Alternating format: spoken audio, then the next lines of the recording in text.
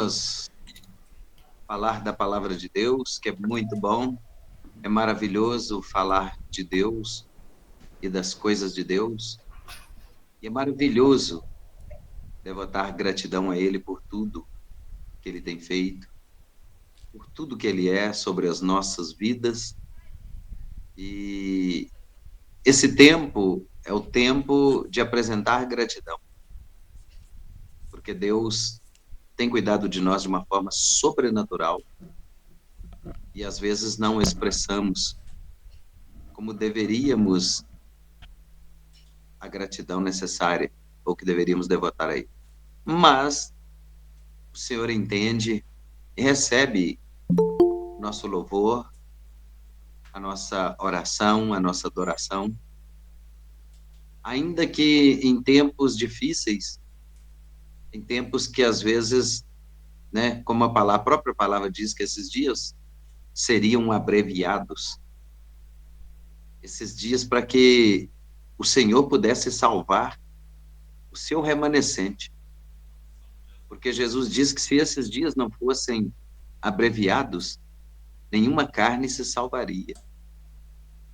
Então, a abreviação dos tempos é para que o remanescente, um povo que Deus santificou e separou para ser o seu povo, ainda tivesse a oportunidade de adorar, de servi-lo com verdade, com sinceridade e com inteireza de coração. Mas eu queria que você abrisse a sua Bíblia comigo hoje em Mateus, no capítulo 26. Nós vamos estudar hoje Mateus, capítulo 26.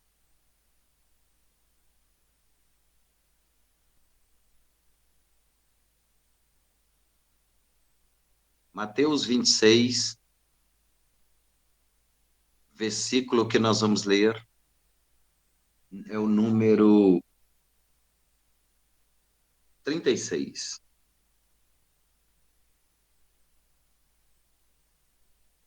Oh, como eu amo a palavra. Oi? Oh, como eu amo a palavra. Encontrei já. Ah, glória a Deus. É isso aí.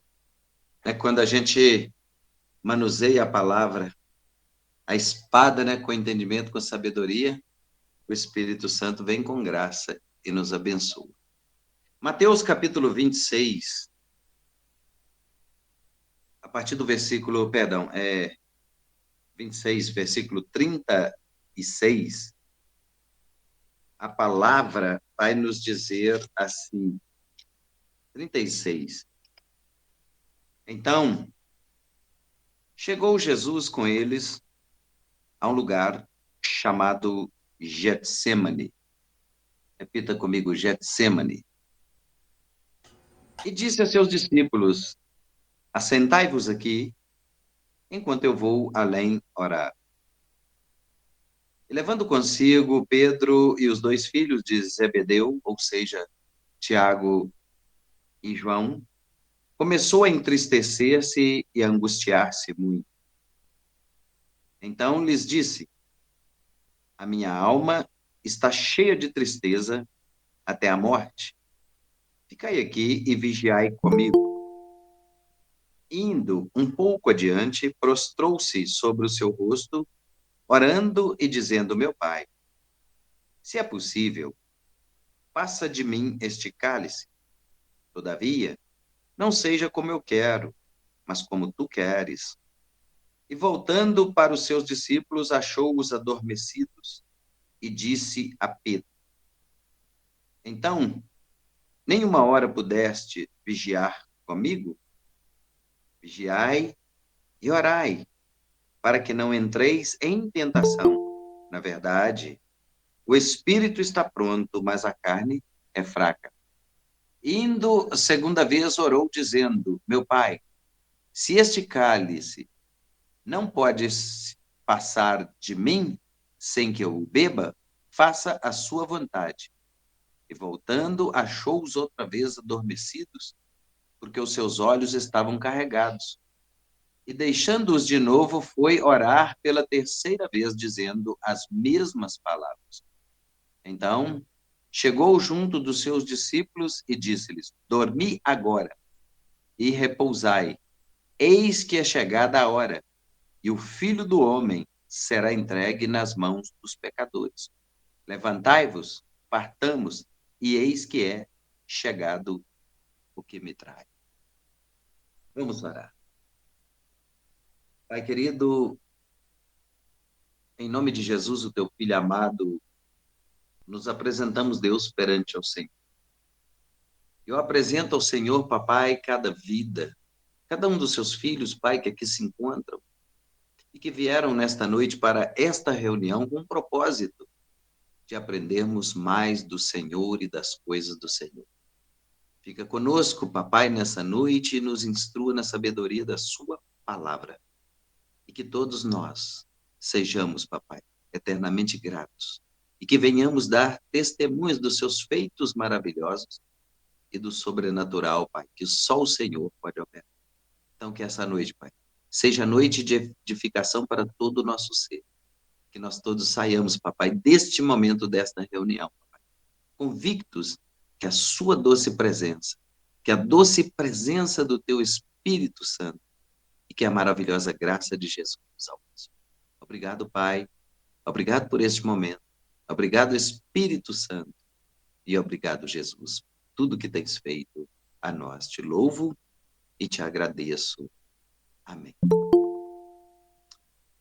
Bom, hoje mais um dia, mais uma quinta-feira em que a diaconisa Flaviane chegou. Mais uma Boa quinta-feira em noite, graça que, e paz. graça e paz, boa noite, que nós temos a oportunidade de falarmos da palavra do Senhor. Coisa boa é aproveitar as oportunidades que nós temos de falarmos da palavra do Senhor.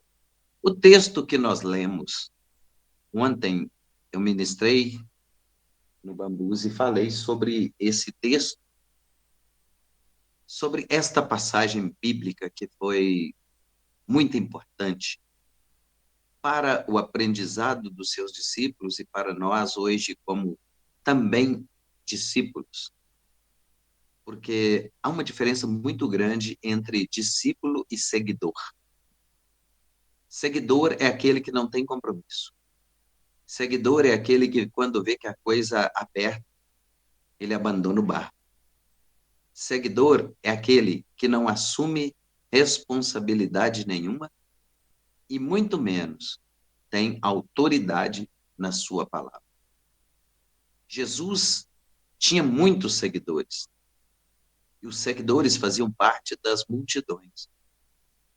Então tinha aquelas pessoas que seguiam a sua doutrina, que converteram, mas nunca foram chamados de mestre, nem de líderes e nem de discípulos, porque era um seguidor.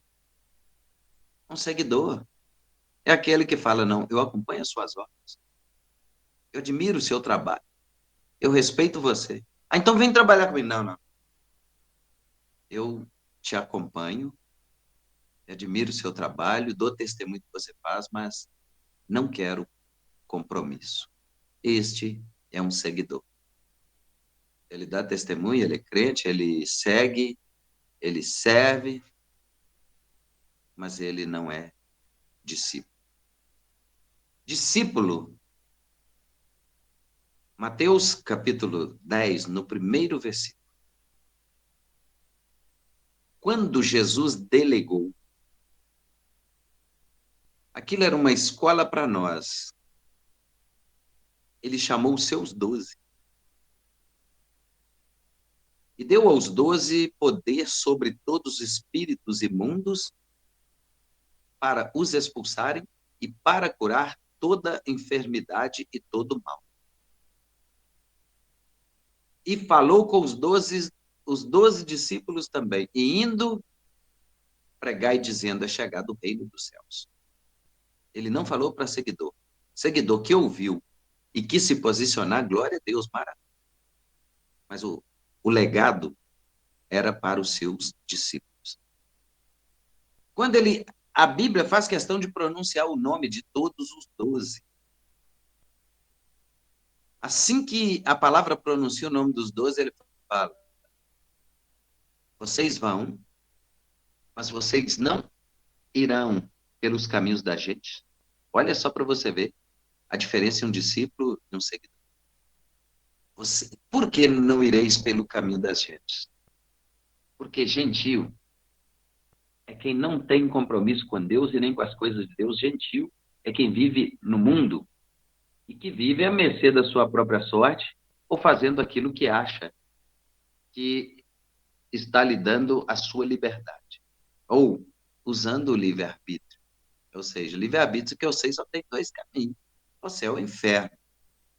Então, não ireis pelos caminhos da gente, não entrareis em cidades de samaritanos, né? Naqueles tempos, os samaritanos não se comunicavam com os judeus, não se davam bem. E Jesus fala assim, olha, entrar em cidade samaritana é perda de tempo. Mas, ide antes, após as ovelhas perdidas da casa de Israel. Isso tudo está no início do capítulo número 10. E no versículo 8, a bispa Cleitiane chegou aí. Glória a Deus, seja bem-vinda, bispa, em nome de Jesus. Amém, seja bem-vinda, em nome de Jesus. Amém, meus amores, que eu amo, saudade, desculpa, os gritos. Seja bem-vinda. Obrigada, Amém. meu apóstolo. Por nada. Amém. Ai, que seja emoção gostosa. Amém. Nós estamos estudando Mateus, capítulo 26, a partir do versículo 36, tá? Tá ótimo. Então, quando Jesus nos chega no versículo 8 de Mateus, capítulo 10, o que ele fala? Curai os enfermos, limpai os leprosos, expulsai os demônios, ressuscitai os mortos. De graça recebestes, de graça dai.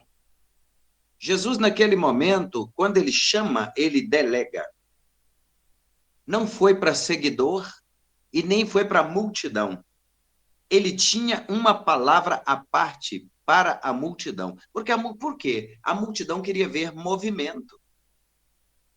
Quando uma multidão se ajunta, eu não sei se alguém de vocês já teve a experiência ou já viu falar. Exemplo, você para no centro da cidade. Não sei se em São Paulo tem isso, mas aqui em Minas Gerais tem muito isso. Se você parar no centro da cidade e começar a olhar para o alto de um prédio, quando você assusta, tem 100 pessoas à sua volta, todo mundo olhando para o mesmo lugar que você está olhando e querendo ver o que você está vendo, ou o que pensam que você está vendo. Então, quando Jesus fala dessa multidão, ou quando ele fala não direto à multidão, ele tinha uma palavra para a multidão e tinha uma palavra específica para os seus discípulos. Com os seus discípulos, ele era objetivo. Ele iria direto ao assunto e falava, dava instrução acerca do que deveriam fazer e etc. Então, era isso que Jesus fazia com seus discípulos. E aqui, no Getsemane, o que significa Getsemane? Significa prensa de óleo, não é? Getsemane significa passar por aflição. E hoje eu vou explicar sobre o processo de prensar a oliva, o fruto da oliveira, para se extrair 4 tipos de óleos, 4 especiarias que é produzido através do fruto da oliveira. Então, quando a oliveira é prensada, sai um primeiro tipo de óleo. É um óleo grosseiro, um óleo mais rústico. Esse óleo é usado para quê? Este óleo era usado para fazer sabão. A partir do segundo óleo extraído, de um processo mais refinado, né, se extraía o segundo, né, o tipo de óleo, que era um óleo usado para acender as candeias, as lâmpadas, né? As lâmpadas da casa normalmente usava-se óleo de oliva, óleo de azeite de oliva, de outras plantas, mas o mais usado é de oliveira. Aqui nós já usamos muito óleo de mamona, que também é um óleo excelente, usava antigamente para curar umbigo de criança, etc., dor de ouvido, essas coisas. É o óleo da mamona, que também, né, agora com o negócio do biocombustível, também está sendo usado agora para produzir óleo diesel. Mas naqueles tempos, o segundo óleo extraído da oliveira era o óleo para acender as lâmpadas da casa ou as candeias. E o terceiro óleo, que era extraído da oliveira, era o óleo comestível. Era o azeite que se usava para fazer comida, para temperar saladas e etc. Mas tinha o quarto óleo, que era extraído da oliva. Era o óleo mais refinado, o mais precioso óleo, que era usado para legitimação, para consagração de príncipes, de reis e de sacerdotes. Então, essas especiarias eram extraídas cada uma para a sua finalidade, porém, digamos que a mais preservada, a que eles procuravam ter mais zelo com ela era aquela que seria consagrada para a unção, para a cura dos enfermos, para a unção dos príncipes, para a unção dos reis e para a unção do sacerdote. E agora nós vamos entender o que significa Getsemane. Getsemane quer dizer prensa de óleo. Aí acontece que, quando Jesus chega àquele lugar, o jardim do Getsemane, na semana passada, a ministração a palavra foi a respeito do jardim, né? Da interferência no jardim, da serpente visitando o jardim e enroscando na árvore do princípio. Para quê? Porque assim ela fazia com que Adão e Eva quebrassem princípios estabelecidos por Deus nessa interferência, e com a serpente entrando no jardim e agora sendo a mentoria da Eva, ela conseguiu fazer um estrago para a humanidade. Conseguiu trazer a morte, conseguiu trazer dor, conseguiu trazer enfermidade, conseguiu fazer o homem trabalhar para comer do suor do seu rosto, conseguiu fazer a mulher dar luz a filhos com dor, com partos, conseguiu colocar inimizade entre a cobra e a mulher, falou com a serpente também. Deus falou: serpente, você vai rastejar sobre o seu ventre a partir de hoje, vou pôr inimizade, a mulher vai te ferir na cabeça, você vai ferir a mulher no calcanhar, mas da mulher vai nascer um que vai esmagar a sua cabeça. Foi a reunião pacífica entre Deus, Adão, Eva e a serpente. Só que Deus falou com a serpente assim: você vai se alimentar do pó da terra. Eu nunca vi serpente comendo pó da terra. Mas tem um negócio, né? Deus deixou registrado aqui: tu és pó, e ao pó voltará. E se a gente vacilar, a gente vai virar comida de serpente. Está repreendido, está amarrado em nome do Pai, do Filho e do Espírito Santo, e meu também, na vida de qualquer um de nós. Mas, voltando aqui, então ele chega ao Getsemane, mas muita angústia, muita pressão. Por isso que Getsemane quer dizer prensa de óleo. Porque ali agora Jesus iria passar por tamanha aflição, por tamanho sofrimento, seria como se ele fosse esmagado, porque Jesus possuía duas naturezas. Ele tinha a natureza divina e ele tinha a natureza humana. Com a natureza divina, ele via por antecipação tudo que ele iria passar, todo o sofrimento pelo qual ele iria passar. Ele já sabia dessas coisas. Agora, na sua natureza humana, como homem, era noite, era escuridão. Então, ele não via além da escuridão. E nessa hora, Jesus, então, ali, na prensa, ou naquele momento de aflição intensa, de agonia intensa, eu creio que muitos de nós já passamos por aflições, por situações, por momentos que não gostaríamos nunca de vivermos, Momentos que às vezes dá um nó aqui na garganta e a gente gostaria de estar dormindo e acordar e ver que tudo era um sonho, tamanha aflição, tamanha dificuldade ou tamanho sofrimento pelo qual poderíamos estar passando, e mais do que isso, talvez por ter vacilado, talvez por ter cometido um vacilo. Isso agora traria para nós um desgaste, traria para nós um prejuízo, uma perda muito grande, e aí está feito o quê? O nó está na garganta. Chega a situação que às vezes não gostaríamos nem de ter nascido. E Jesus estava em uma situação como essa. Então, quando ele chega no jardim das oliveiras, ele leva com ele, olha, ele já não leva 12 mais. Aqui em Mateus 10 ele chama 12, o texto que eu citei aqui de Mateus 10, no primeiro versículo, até o 8. Mas lá já não eram mais 12, agora 11. Porque um já havia saído para fazer a traição. Então Jesus levou com ele 11, mas 11 não estava no mesmo propósito. 11 não estava no mesmo desejo de orar ou de clamar, ou não entendiam a gravidade do momento, a situação que estava por vir. Jesus falou, olha, eles não estão aguentando, eles não estão preparados para passar por essa prova. Eu vou deixar 8 aqui. E tomou consigo aqueles que eram mais próximos a ele. Se nós perguntarmos o nome, lá em Mateus 10 está o nome dos 12, no segundo versículo. Mas se nós perguntarmos para as pessoas quem eram os discípulos de Jesus, muitos vão ter na ponta da língua, ó, Pedro, Tiago e João. Tem gente que canta até uma musiquinha, né? Pedro, Tiago e João no barquinho, Pedro, Tiago e João. Pedro, Tiago e João. Ele deixou 8 e tomou consigo a Pedro, Tiago e João e falou, vem aqui comigo.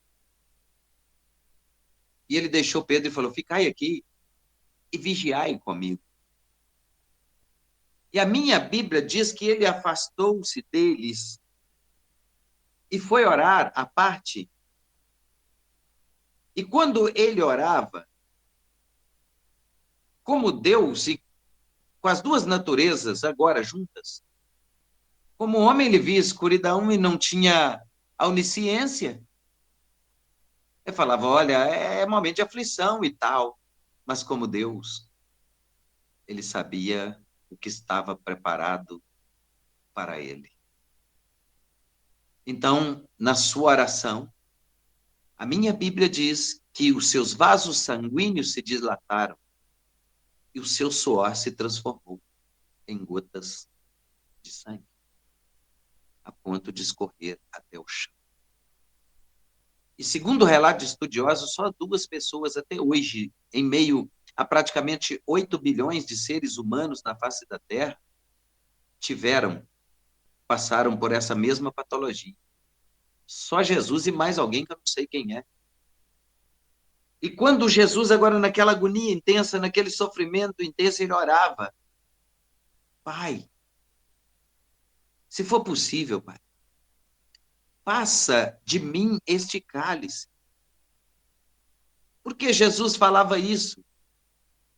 Porque ele fazia parte da Trindade Divina, das 3 pessoas da Santíssima Trindade, ou seja, ele disse, eu, Pai, somos um, quando você me vê, você vê o Pai, se você quiser ver o Pai, você olhe para mim, se você olhar para o seu irmão, você está vendo o Pai, porque na criação o Pai falou, façamos o homem a nossa imagem e semelhança. Ele se referiu a mim, ao Espírito Santo, como parte das pessoas que formam a Trindade Divina. Então, o homem é a imagem e semelhança do Criador. Então, quando nós olhamos para o homem, a natureza humana, nós olhamos para a forma como Deus criou. E aí, meus amados, como ser celestial, ele já sabia de tudo. Então, ele bradou com grande voz, dizendo, Pai, Se for possível, passa de mim este cálice. Naquele tempo, ou naquela hora que ele brada aos céus, eu imagino que o inimigo de nossas almas preparou uma festança no inferno. Chamou os demônios, tudo, as entidades, os capetas todos. Chamou vovó com saia, vovó sem saia, vovó sete saia, chamou Exu Caveira, chamou Sete Cruzilhada, capa preta, chamou a bicharada toda. E falou, vamos celebrar uma festa porque ele está desistindo. O nosso adversário não é onisciente. O adversário promoveu uma festa. E agora, à medida que ele vai anunciando, ele vai dizendo, sabe aquele que deu vista aos cegos? Ele vai desistir.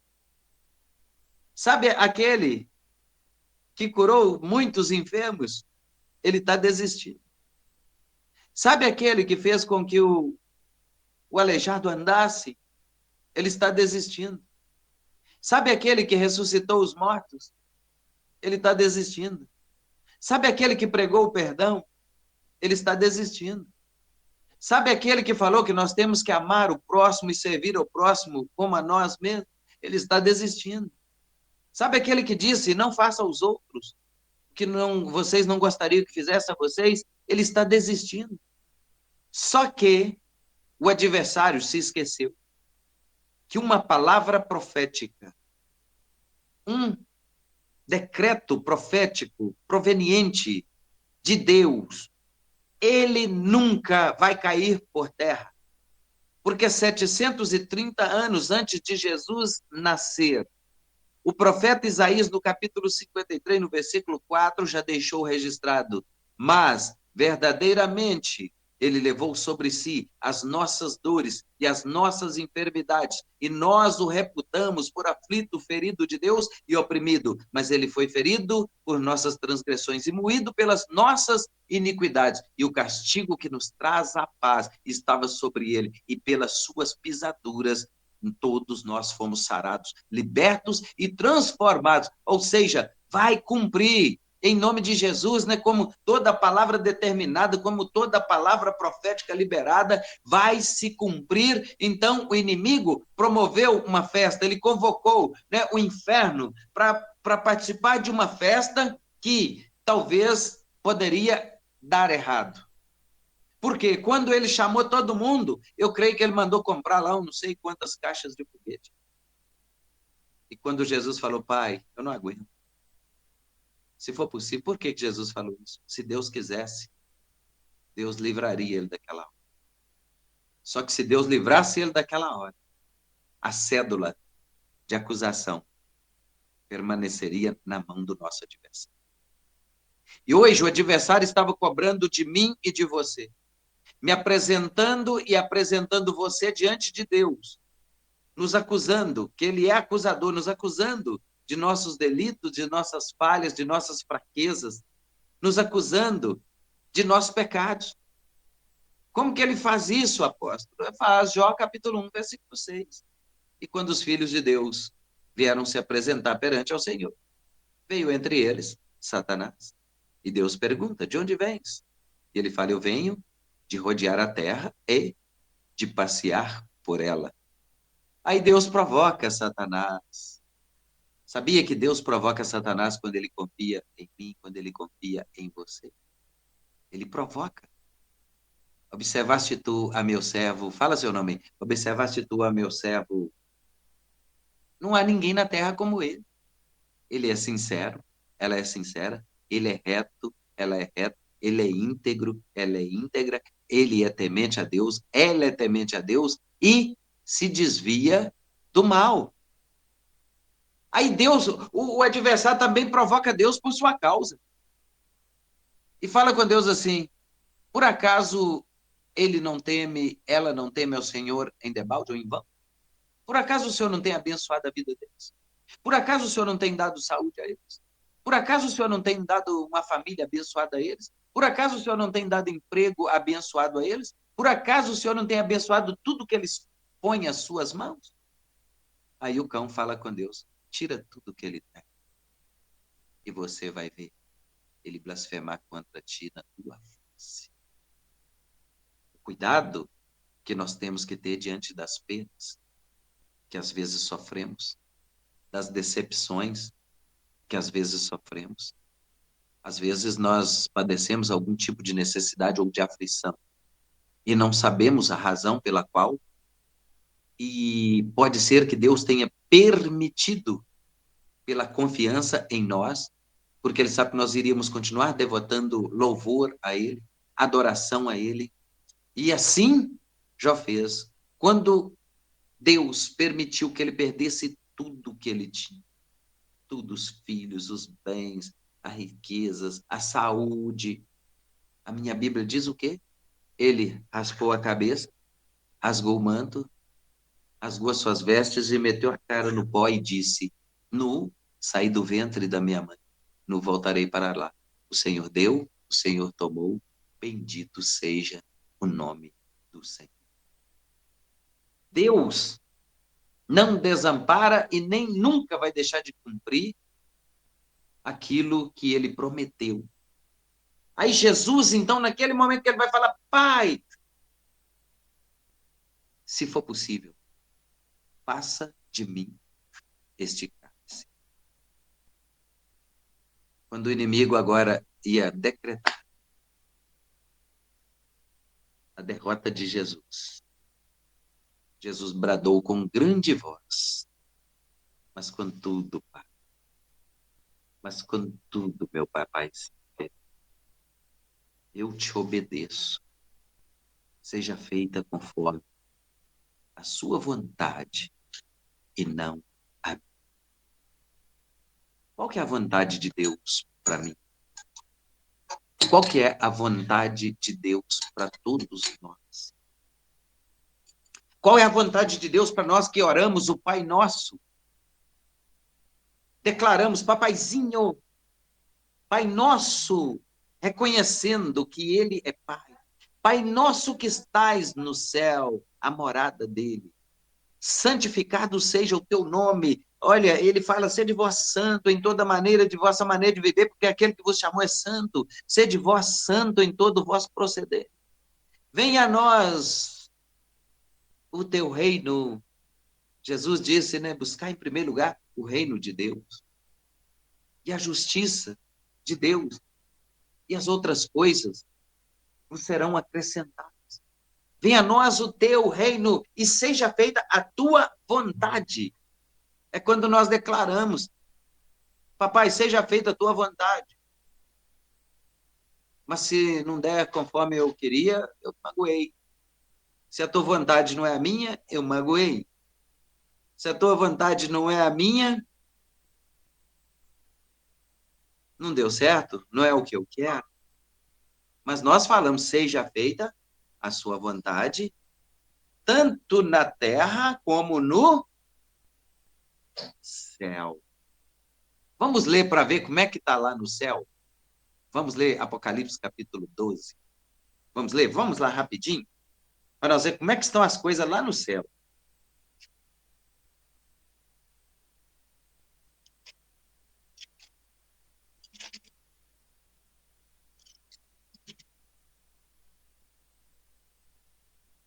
Apocalipse capítulo 12.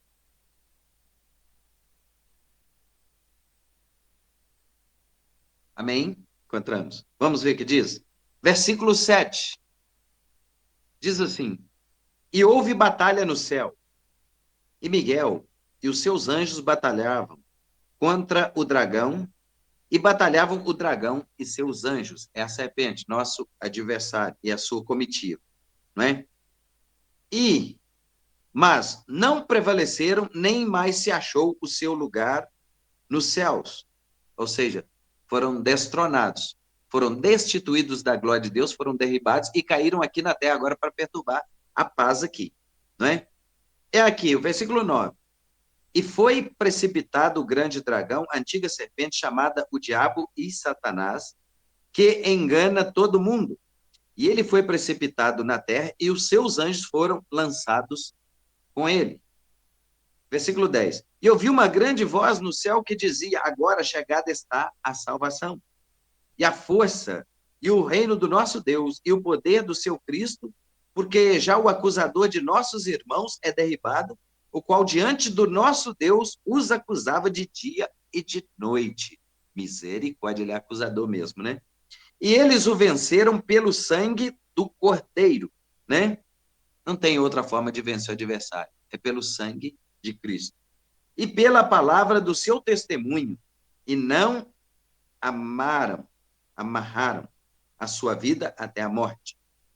Olha só agora, o versículo 12 é a base de tudo que eu falei.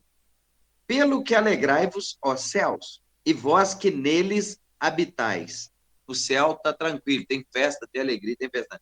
Ai dos que habitam na terra e no mar, porque o diabo desceu até vós, e tem grande ira, sabendo que já tem pouco tempo. Então, ele desceu aqui, e ele tem muita ira, sabendo que o seu tempo é pouco. Aí nós vamos ver, né, que quando ele é derribado, não é? A palavra fala o quê? Nós recebemos autoridade, Jesus deu autoridade, né? Tiago, né, fala, né? Tiago, capítulo 4, versículo 7, fala: sujeitai-vos a Deus e resisti ao diabo, e ele fugirá de vocês. Não é? Jesus falou em Lucas 10, 19: eis que vos dou poder para pisar serpentes e escorpiões, e toda força do adversário não tem poder contra a vida de vocês. Aí nós falamos: venha a nós o teu reino, seja feita a sua vontade. Qual que é a vontade de Deus aqui na terra? Qual que é a vontade de Deus para nós? E aí está dizendo, aqui, assim na terra como no céu. Lá no céu está tranquilo. Aqui na terra ainda tem confusão. E muita, né? Tem confusão.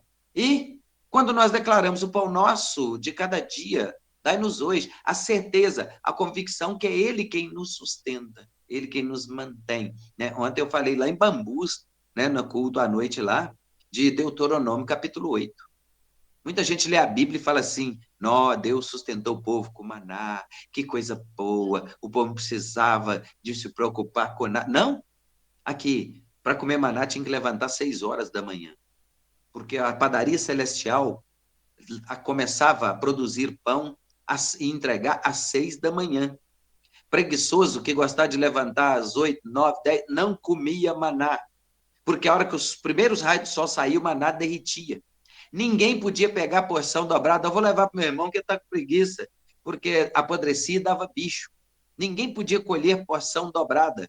E outra coisa, só na sexta-feira que podia colher porção dobrada, aí entra o milagre de Deus.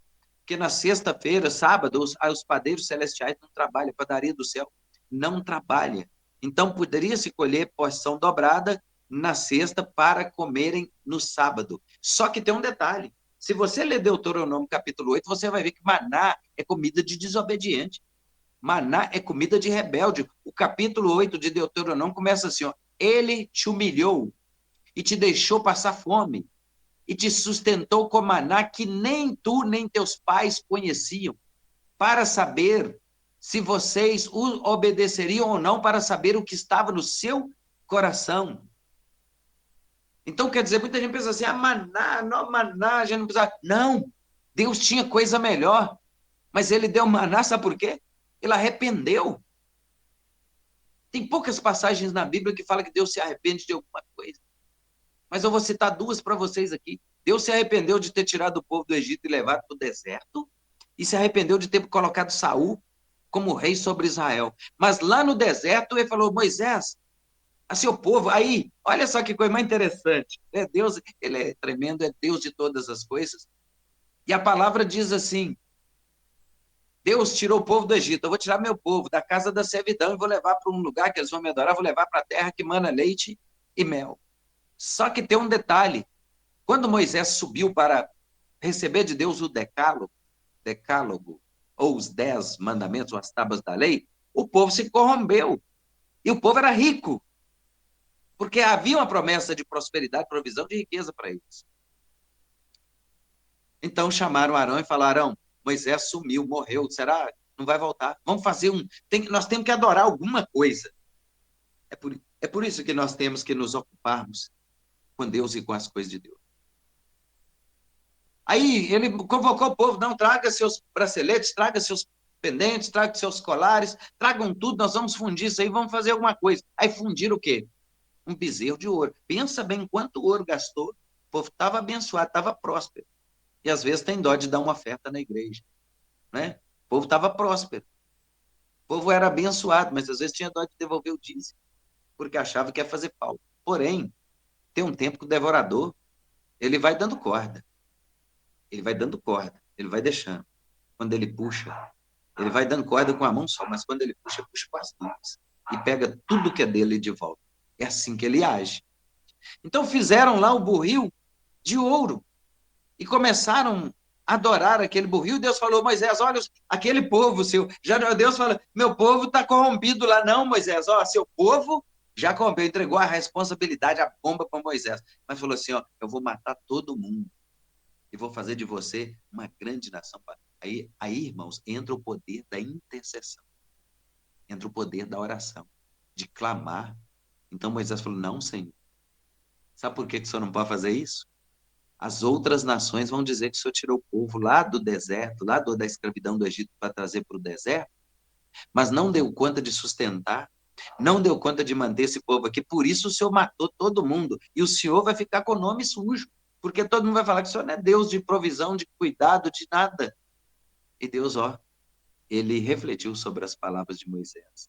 Por isso é o valor da intercessão, da oração por alguém que está enfermo, por alguém que às vezes tem um mal súbito, ó, e o espírito saiu, você tem autoridade para orar e falar, invocar o espírito para entrar na pessoa de novo, para a pessoa ressuscitar. Entendeu? Às vezes um mal súbito ali, ó, a pessoa está entre a vida e a morte, o espírito está sem saber se vai ou se não vai, você ordena ao espírito que retorne ao corpo.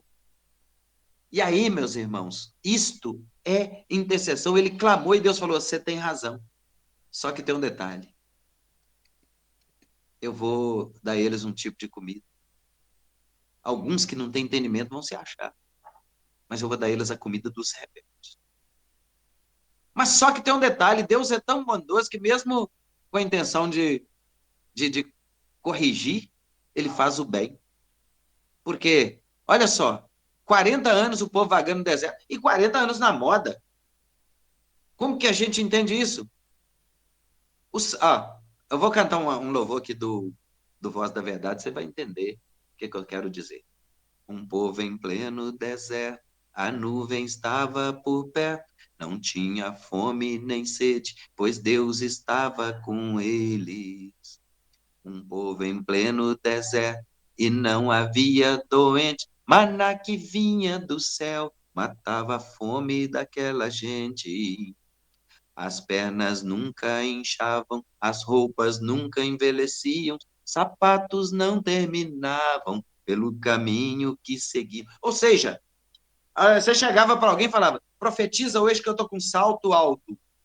Aí você, né, na imaginação, né, vou profetizar, hoje eu estou com o look da última moda. Então, olha só, 40 anos no deserto, não passava mal, ninguém adoecia, as pernas não inchavam, o sapato crescia no pé dos meninos, era um milagre de Deus. E outra coisa, calor de 50 graus de dia, temperatura 0 grau à noite, de dia Deus mandava a nuvem para proteger do sol, e à noite ele mandava a coluna de fogo. Mesmo Deus sendo rígido, rigoroso, mesmo ele talvez tentando, né, trazer uma correção para os seus filhos, ele ainda é misericordioso. Ele é misericordioso. E Jesus, meus amigos, naquele Getsêmani, ele volta e acha Pedro. E os outros dormem. E não dormiram muito, não, sabe por quê? E Jesus não orou muito também, não. Porque hoje, se a gente levar uma pessoa e falar assim, nós vamos fazer uma vigília, vai começar às 8 da noite e terminar às 6 da manhã. É como se você estiver levando gente para um matadouro. Ninguém aguenta. É como se você estiver levando gente para escravidão, para masmorra, para forca, não é? Ninguém aguenta orar Hoje eu fico observando na igreja, a gente começa a orar, com menos de 10 minutos, tem gente que já não tem argumento mais, não tem mais nada para falar com Deus. Mas se você convocar lá na frente e falar, quem está precisando de oração, vem aqui, vem todo mundo. Ninguém mais, sabe? O nível de intimidade caiu muito. Muitos eram batizados no Espírito Santo, oravam em outras línguas, tinham dons sobrenaturais. Não tem mais, perdeu tudo. Não é? E Jesus, quando ele volta ali, vocês não puderam, Jesus nem falou orar, não. Porque quando ele foi, falou, fiquem aqui e vigiem comigo. Não é? Porque o que é vigiar? Vigiar é estar atento. Vigiar é não deixar que a casa seja arrombada. Vigiar é não deixar que algo de ruim aconteça, porque que depois que aconteceu, não adianta orar. Como que nós vamos deixar a nossa casa à mercê do inimigo, do ladrão, e não vigiamos? Aí o ladrão vem, arromba, leva tudo, aí a gente vai orar. Não é? Então Jesus falou, vigiem comigo. Aí voltou de novo, daí a pouco volta os discípulos estão dormindo, aí voltou de novo, volta os discípulos estão dormindo, e ele fala, vigiai e orai, para que não entreis em tentação, porque o espírito está pronto, mas a carne é fraca. E sabe o que acontece? E ele fala assim, vamos porque é chegada a minha hora. Agora, eu chamo a atenção de todos nós para essa questão. Quando ele fala, é chegada a minha hora. Sabe o que os discípulos fizeram? Senhor, então, Senhor, se é chegada a sua hora, o momento é de aflição, é de agonia, porque o Senhor falou que isso ia chegar. Vamos orar, Senhor, vamos orar. Jesus falou, não dá tempo mais. Por que nós passamos, nós pastores, líderes, passamos o tempo todo convocando igreja? Vamos orar, irmãos, vamos orar, irmãos, vamos orar, vamos clamar, vamos pagar um preço aqui. Ninguém está nem aí. Nós temos hoje a oportunidade de orar. Hoje ainda há tempo. Jesus falou, não dá tempo mais, é chegada a hora. Haverá um dia que não vai ter mais tempo. Haverá um dia que não dará mais tempo. Mas alguém pode falar para mim, mas pastor, a igreja é desanimada de orar. Não, a responsabilidade, nós temos a responsabilidade de levar o mover, o avivamento, o fogo tem que começar do altar.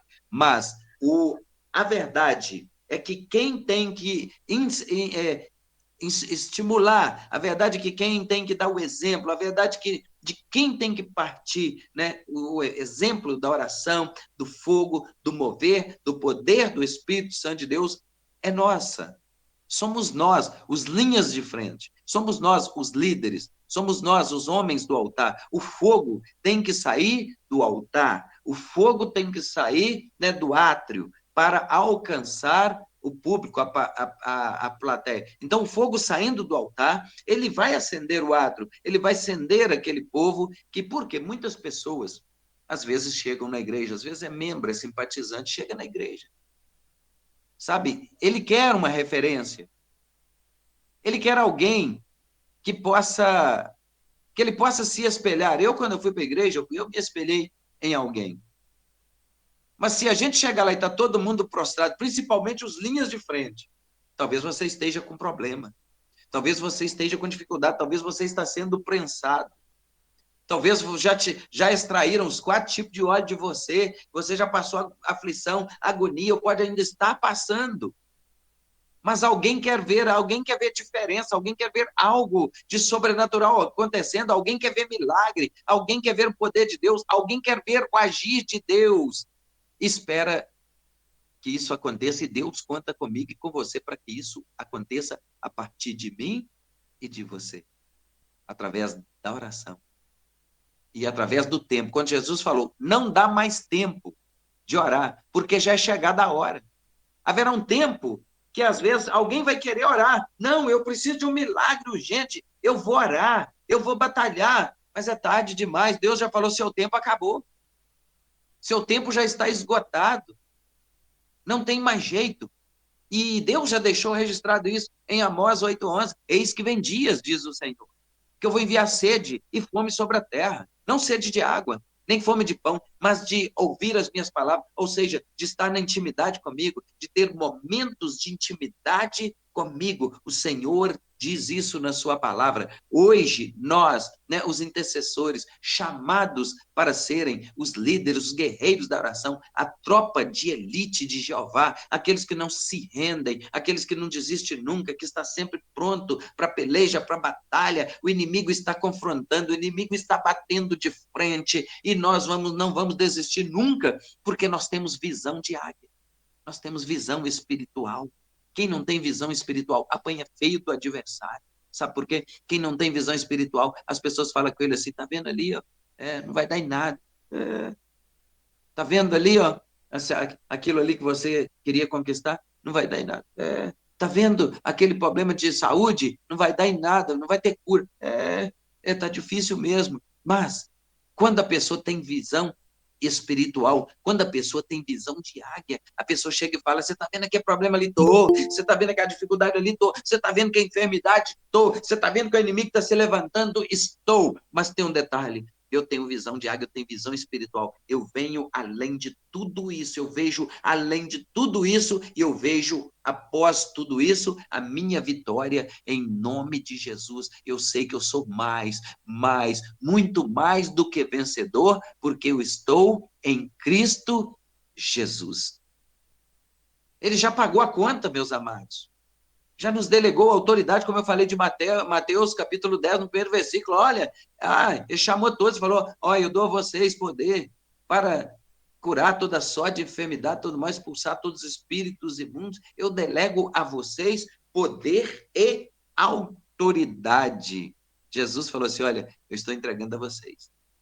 E vocês vão de 2 em 2. Quando você chegar numa casa, saúda aquela casa com a vossa paz. E outra coisa, tem paz em você? A paz está em você?